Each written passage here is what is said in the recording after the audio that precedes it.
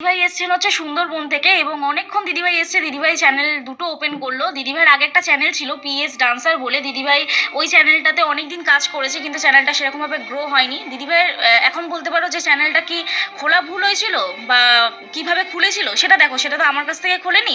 তবে দিদিভাই অন্য কোনো জায়গা থেকে গিয়ে খুলেছিল। তবে দিদিভাই চ্যানেলটা গ্রো করাতে পারছিল না। এবারে অনেকে বলো যে সেটিং এসিও করার গুরুত্ব কি। আমি তোমাদের অনেককেই বলি যে সেটিং এসিও করলে তোমাদের চ্যানেল কিন্তু খুব সুন্দরভাবে গ্রো হয়, কিন্তু তাতে প্রপার কন্টেন্ট দিতে হবে। কিন্তু তোমরা যদি এই দিদিভাইয়ের চ্যানেল ভিজিট করো, আমি এখানে দেখো চ্যানেল দুটোর নাম দিয়ে দিচ্ছি। একটা হচ্ছে প্রিয়া অফিসিয়াল ডান্স, দিদিভাই যেটা আজকে আমার কাছ থেকে খুললো।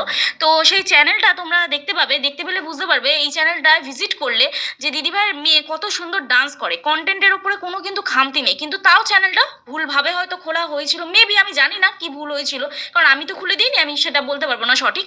তো যাই হোক, দিদিভাইয়ের মুখ থেকে শুনে নাও যে দিদিভাইয়ের নাম কি এবং তুমি কোথা থেকে এসছো বলে দাও। আমার নাম রিনা সরদার। তুমি কোথা থেকে আমি এসছো? সুন্দরবন থেকে এসেছি। আচ্ছা, চ্যানেলে সেটিং এসিও যা আছে সব কিন্তু কমপ্লিট করে দিলাম। এইবারে হচ্ছে দিদিভাইয়ের ওপরে। তবে হ্যাঁ, চ্যানেলে যেভাবে বলেছি কাজ করতে সেভাবে যদি কাজ করে অবশ্যই চ্যানেল গ্রো হবে। কারণ তোমরা দেখেছো যারা যারা প্রপারভাবে কাজ করছো তারা কিন্তু 1 থেকে 2 মাসের মধ্যে চ্যানেল গ্রো করছো এবং মনিটাইজ অন করে নিচ্ছ, ঠিক আছে?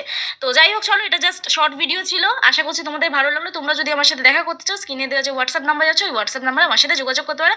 আর অবশ্যই দিদিভাইয়ের মেয়ে ডান্স করে, একটা বাচ্চা মেয়ে ক্লাস 6-এ পড়ে। তোমরা অবশ্যই অবশ্যই চ্যানেলটা কিন্তু ভিজিট করো। চলো, টাটা, সবাইকে টাটা করে দাও। টাটা।